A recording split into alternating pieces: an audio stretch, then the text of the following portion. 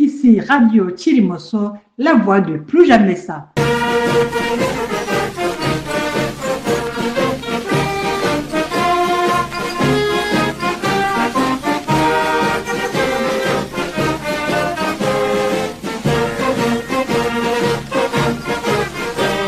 Bienvenue à cette édition du 31 octobre 2025.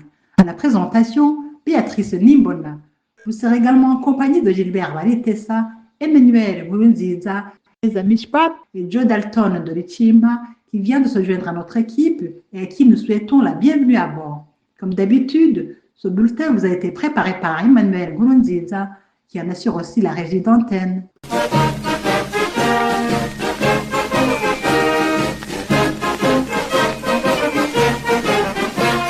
Au sommaire de ce numéro, nous revenons une dernière fois sur la situation d'incurie causée au sein de la génocide de Chirimoso par les velléités négationnistes de Charles Mukasey. Il sera également question de la situation qui a précédé la semaine du souvenir. Dans ce bulletin, nous parlerons enfin de la commission dite Vérité et Réconciliation, CVR en sigle. Nous poursuivons notre critique systématique de ces productions écrites avec en tête les bulletins 5 et 6 de la dite commission. Nous rappelons que nos bulletins sont disponibles en ligne sur les plateformes YouTube, Facebook et X, anciennement Twitter. Encore une fois, soyez les bienvenus.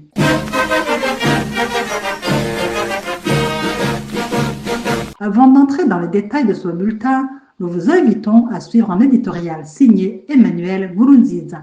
À partir du 21 de ce mois d'octobre qui s'achève, les militants anti-génocide tiennent régulièrement des séances de commémoration du génocide perpétré contre les Tutsis du Burundi en octobre 1993. C'est en fait connu que les auteurs de cet opprobre sont des Hutus qui appartenaient au parti Frodebou, celui-là même qui a mis sur pied le CNDD aujourd'hui au pouvoir depuis plus de 20 ans. Le bilan fut très lourd, les conséquences incommensurables. Aujourd'hui, toute l'Afrique des Grands Lacs, le Burundi en particulier, paie toujours le prix de l'impunité de ce génocide perpétré contre les Tutsis du Burundi.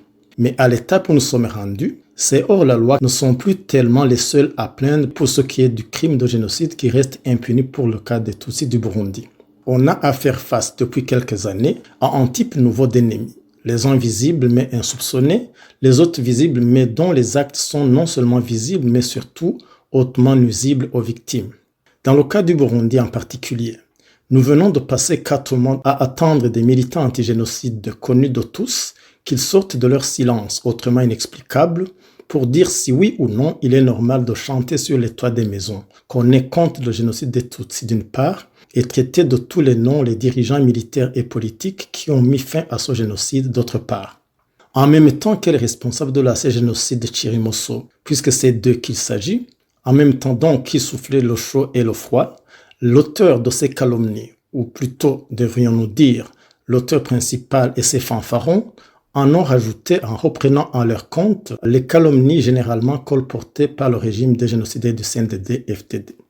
Quand les concernés au premier chef, à savoir la haute direction chancelante de la génocide de Chirimoso, a finalement fait mine de régler le problème, ils ont mis en œuvre par des voies qui sont tout sauf orthodoxes de fausses solutions à un vrai problème. En l'instar de l'autruche cachant sa face dans le sable pour ne pas faire face au danger, la même direction chancelante de la génocide de Chirimoso a fait mine de mettre sur pied une soi-disant commission de gestion de crise. Mais quelle commission? La réunion de sélection des membres de la dite commission était dirigée par celui-là même qui a causé cette crise en la personne de Charles Mukasey, alors qu'il n'occupe aucune fonction au sein de la génocide. La suite ne différera pas du début.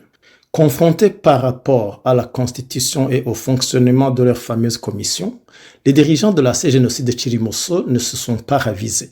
Au contraire, ils ont continué à foncer droit dans le mur. Que dire en effet de ces gesticulations dont même les auteurs savent qu'elles sont sans aucun effet? Par exemple, à quoi bon jouer de nommer des soi-disant dirigeants d'une organisation de droit canadien, la Génocide Canada qui, dans leur entendement, a besoin de nouveaux dirigeants, alors qu'on sait pertinemment que ni les textes de la Génocide de Chirimoso, ni ceux de la Génocide Canada ne prévoient une telle interconnexion qui serait simplement un non-sens. Et quid de ces affirmations faisant état d'une soi-disant prise en otage de la radio Chirimoso, alors qu'elle est toujours gérée par celui qui l'a gérée dès sa création, à savoir votre humble serviteur. Dire que ces déclarations sont aussi fausses que ridicules relève de la tautologie. Le ridicule atteint pourtant son paroxysme quand des individus présumés équitables, présumés sages, bref, mûrs, ont ajouté leur caution à son non-sens. Pour parler clairement, il est question ici des membres de la commission déjà mentionnée. D'ordinaire, la parole donnée d'un notable équivaut à un serment engageant et totalisant. Un notable ne se dédie jamais. Tel ne fut malheureusement pas le cas avec la commission. Les engagements pris par les membres à fournir les procès-verbaux des rencontres sont restés et restent toujours lettre morte. Mais plus préoccupant encore, c'est que de tous les rapports irrégulièrement rendus, aucun ne traite des vrais problèmes ayant mené à la mise en place de cette même commission, à savoir les calomnies lancées par Charles Mukassi contre, d'une part, les responsables politiques et militaires ayant mis fin au génocide contre les Tutsis du Burundi en 1972 et d'autre part, le dirigeant de l'AC Génocide Canada, procédant dans le deuxième cas des mêmes méthodes prônées par le Palipeutu depuis les années 1980. À quelque chose malheur est bon. La tragicomédie causée par un négationniste déguisé qui a attendu plus de 30 ans pour montrer sa vraie face aura quand même aidé ceux qui sont lents à voir à finalement ouvrir leurs yeux. Elle a aidé les militants antigénocides authentiques à se rendre compte qu'ils viennent de passer des années sous la direction d'une classe d'activistes déboussolés et qui, aujourd'hui, sont de surcroît essoufflés. La même situation aura rappelé qu'alors que l'essoufflement est humainement compréhensible, ce qui n'est pas tolérable, c'est la confusion délibérée entre les opportunistes mis maladroitement par des ambitions politiques légitimes certes, et des négationnistes qui déroutent les militants antigénocides après les avoir hypnotisés des années durant en usant d'un discours mielleux et de combines dignes de prestidigitateurs. Heureusement que tout le monde n'a pas succombé. En définitive, des suites de cette situation, deux options s'offrent au mouvement antigénocide. D'une part, une jeunesse intraitable à la droiture légendaire et d'autre part, la vieille direction chancelante et de ce quoi rongée par l'unanimisme caractéristique de la solidarité négative. Autrement dit, la classe de nouveaux militants antigénocides qui se sont illustrés par leur droiture et leur clairvoyance saura certainement tirer les leçons nécessaires.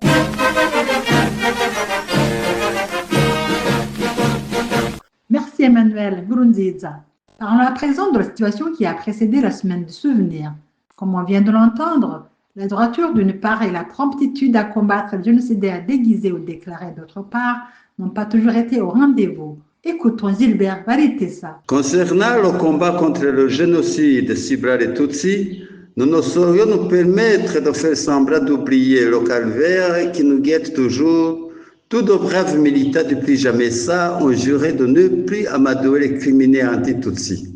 Après avoir mis en nez quelqu'un qui vient de passer 40 ans, s'autarquant être un des leaders du plus jamais ça, après avoir découvert qu'il se servait de cette lutte pour accéder au pouvoir, qu'il se disputait avec les Hutus qui ne cachent pas leur haine viscérale contre les Tutsis, il est temps de le nommer. Il s'agit de M. Charles Mukassi, ancien dirigeant du parti Iprona. Vaut mieux un ennemi déclaré qu'un ami caché. Si Mukassi s'est permis de s'en prendre ouvertement aux dirigeants de ces génocides, c'est principalement à cause de ce qu'il a laissé faire. Son entourage est désormais constitué de ceux qu'il a déjà transformés en pieux par sa langue acérée. Le seul rôle de certains est d'applaudir tout ce qu'il dit ou écrit sans même prendre la peine d'en examiner le contenu. Ainsi, cela a continué même après que les méfaits qu'il a récemment commis ont été révélés au grand jour. Personne n'a osé dire « là tu as mal agi, ici tu as dépassé les bornes, à cet endroit tu as dérapé », ni aucune autre mesure qui aurait dû être prise face à de telles exactions. Au cours de sa sortie sur YouTube, il a affirmé que des personnes lui avaient récemment demandé des comptes concernant les scandales qu'il avait provoqués au sein de l'association Chirimoso. Il a menti prétendant que la direction de l'association lui aurait ordonné de ne plus en parler. Lui-même a déclaré, et j'ouvre les guillemets, Ils nous ont intimé l'ordre de nous taire. Et je ferme les guillemets.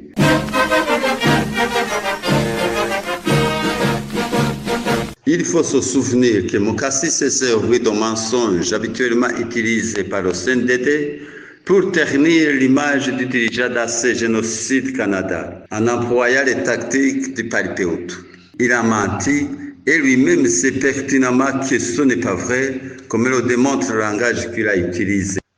De plus, non seulement l'expression sauterre n'est pas un langage habituellement associé ou utilisé par le dirigeant de Chirimoso, mais ce à quoi cela fait référence est tout autre.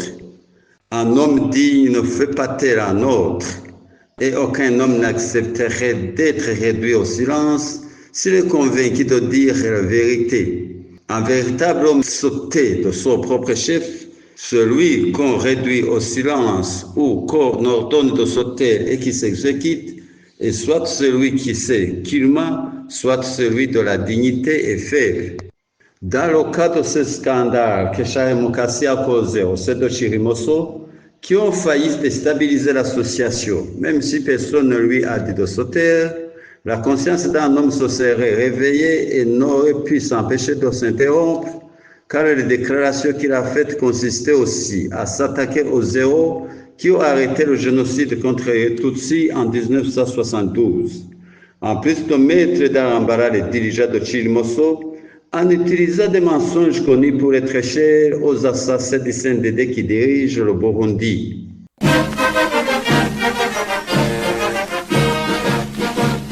En bref, il est important de savoir que notre objectif n'est pas de tergiverser ou de revenir sur des difficultés passées. Le point principal que nous suivons est de montrer à nos membres et amis qu'un criminel flagrant ne saurait être pardonné ou dissimulé, même s'il a été commis par celui qui a failli prendre le contrôle de l'association à ce génocide Chirimoso, allant jusqu'à l'entraîner dans des activités politiques que les connaisseurs considèrent comme étant les causes principales qui l'ont détourné de son objectif initial.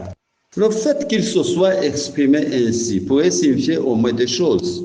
D'une part, cela pourrait signifier qu'il est gêné d'avoir insulté et menti aux structures dans ces génocides, mais qu'il refuse de l'admettre à tel point qu'aucun des dirigeants de l'association n'a osé le confronter pour lui montrer qu'il avait dérapé et qu'il avait fait publiquement. D'autre part, cela pourrait signifier qu'on lui a bel et bien dit en secret que ce qu'il a fait n'était pas acceptable et qu'on lui a ordonné de s'éclipser pendant qu'on préparait une sanction proportionnelle à son acte. Quoi qu'il en soit, tant que Chirimoso n'aura pas clarifié publiquement sa position face à l'affront que Mukassi lui a fait en jetant l'opprobre sur sa direction avec les paroles du CNDD, les membres et les sympathisants resteront dans le flou. En instant, ils penseront que le comité de Chirimoso soutient Mukassi dans ce crime. L'instant d'après, ils douteront que le comité de Chirimoso soit capable de rendre justice et de punir celui qui a menti à son sujet, tout en innocentant celui avec qui il partage le devoir de diriger la lutte car ce génocide s'est assigné.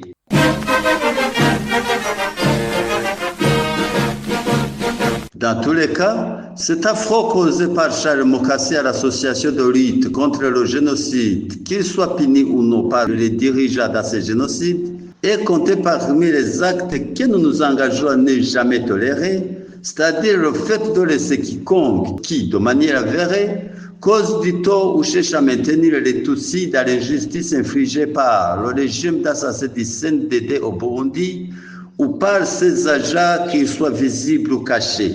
De même que nous avons franchi le pas de ne plus utiliser un langage qui n'identifie pas clairement le Tutsi comme victime du génocide au Burundi ou dans la région des Grands Lacs. De même, nous ne tolérerons jamais que les nôtres confondent la prudence et la lâcheté.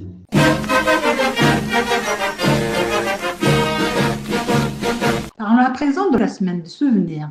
Pour plus de détails, écoutons Neza Meshpat. La date correspondant au triste anniversaire du début du génocide contre les Tutsis en 1993 est tombée cette année en mardi tout comme le crime des crimes qui s'est abattu sur les Tutsis du Burundi en ce 21 octobre 1993.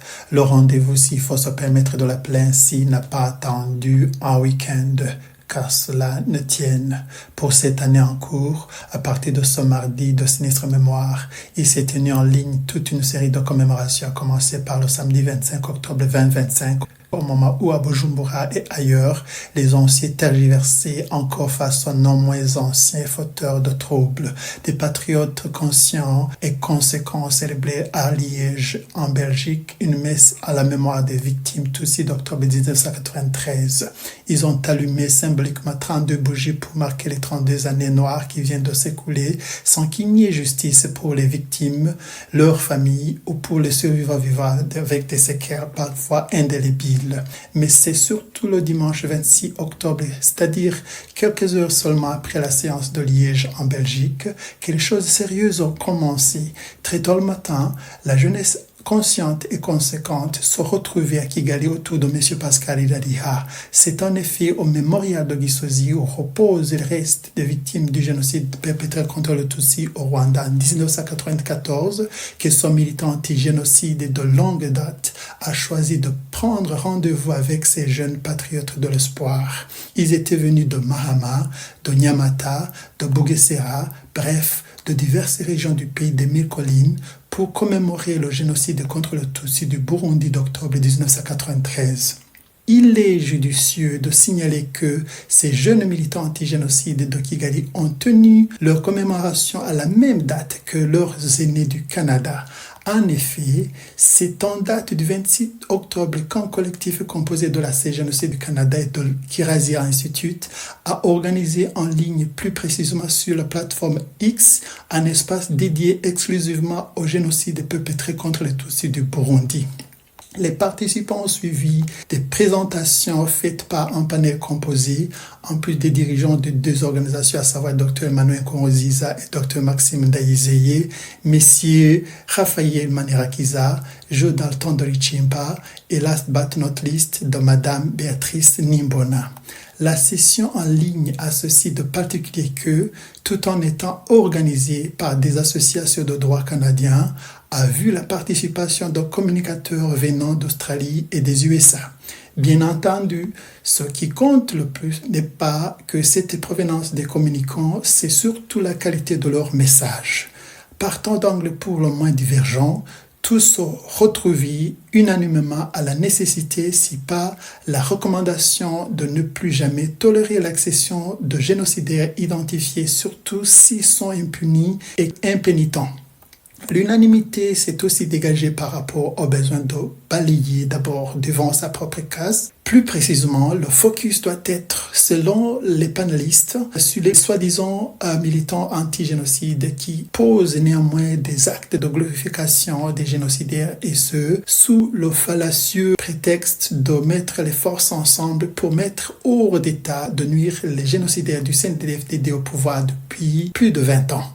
Clôturant la séance, Dr Emmanuel Nkurunziza est revenu encore une fois sur le besoin urgent d'opérer tous les changements nécessaires pour clarifier la lutte que mène l'association qu'il dirige, qui est ce contre les Tutsis dans la région des Grands Lacs. Le dirigeant de la CGNOC du Canada n'a pas manqué de lancer un énième appel à la CGNOC Chimoso du Burundi. Ça a-t-il entendu?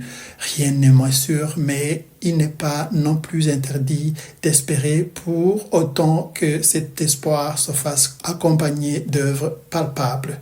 Attendons de voir.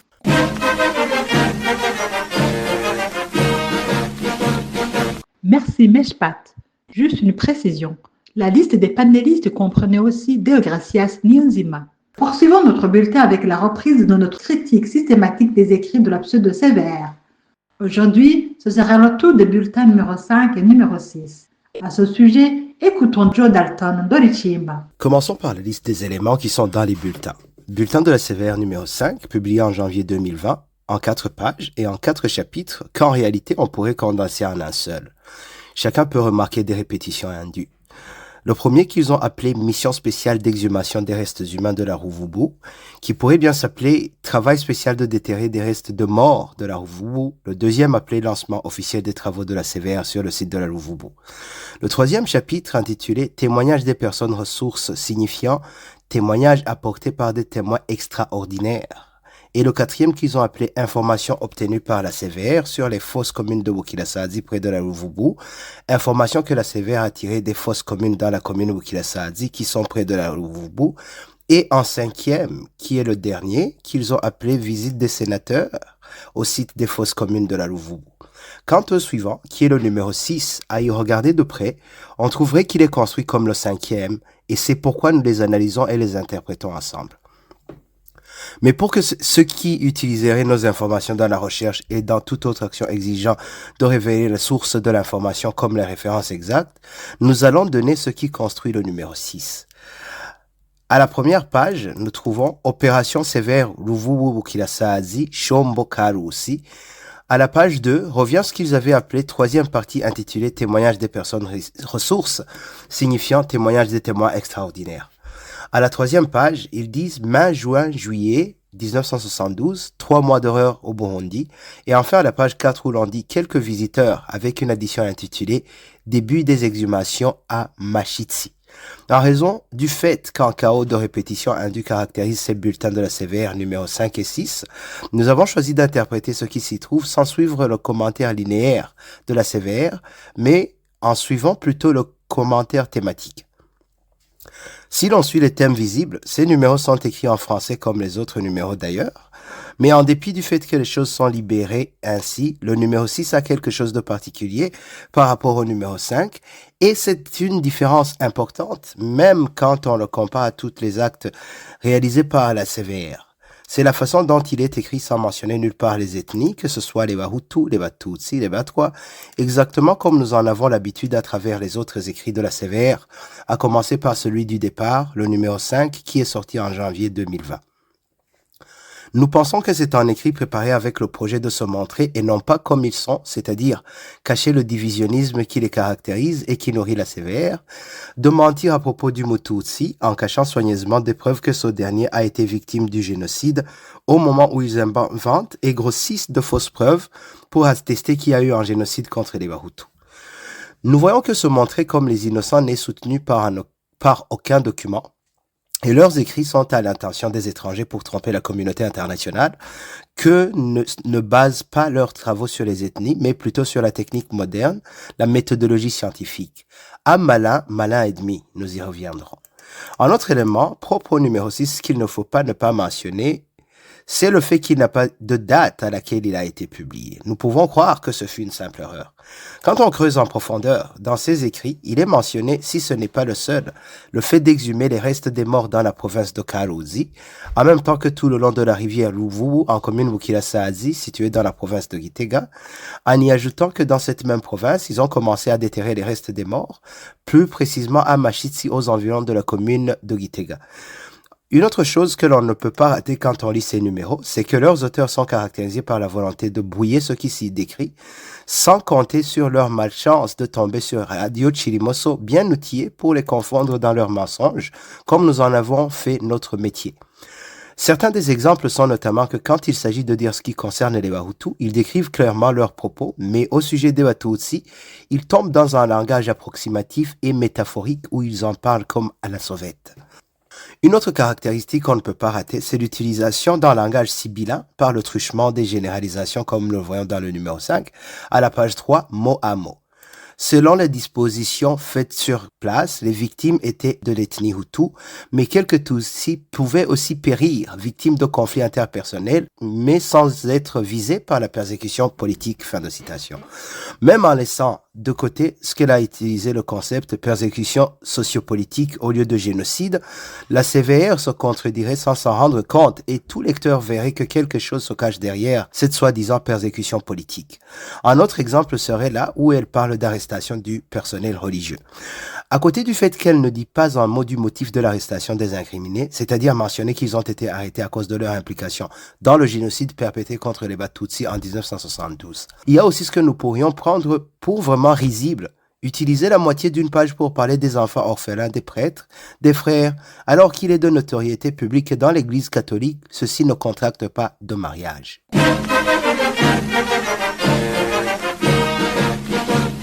Avant de clore le dossier sévère de ce bulletin, nous ne pouvons pas ne pas revenir sur le fait que les membres de la CVR qui entrent en fonction doivent prêter serment. Dans la même optique, nous nous devons de rappeler que 2 anciens commissaires, et non des moindres, ont été forcés de prendre le large. Il s'agit de l'ancien vice-président de la commission, le pasteur anglican Clément Noé Ninziza, et le chercheur Aloïs Batungwanayo, qui, jusqu'à sa disgrâce, était considéré comme l'éminence grise de cette sombre commission. En ce moment où nous attendons toujours de ces derniers qu'ils cessent de se prévaloir des secrets professionnels pour partager un tant soit peu la réalité de l'intérieur de cette commission, nous nous attardons un tout petit peu sur le sens de ce prétendu serment qu'ils prêtent. Plus précisément, nous nous interrogeons certainement avec tout un chacun si un tel engagement aurait encore quelque sens que ce soit, étant donné qu'ils doivent leur nomination à un régime dirigé par des génocidaires impunis et impunitants. Pour faire simple, nous ne nous attendons pas du tout à des révélations miraculeuses de ces commissaires. La nature de la commission ne diffère pas de celle du régime criminel qui l'a mandaté. Tout au plus, il serait question de jauger le degré d'attachement ou alors de distanciation qu'il y a entre un ouvrier des génocidaires encore en poste et celle d'un salarié déjà remercié. Tout aussi pour savoir où on en est dans notre entreprise de désintoxication au profit d'une opinion tant nationale qu'internationale abusée depuis par ces assassins de la mémoire.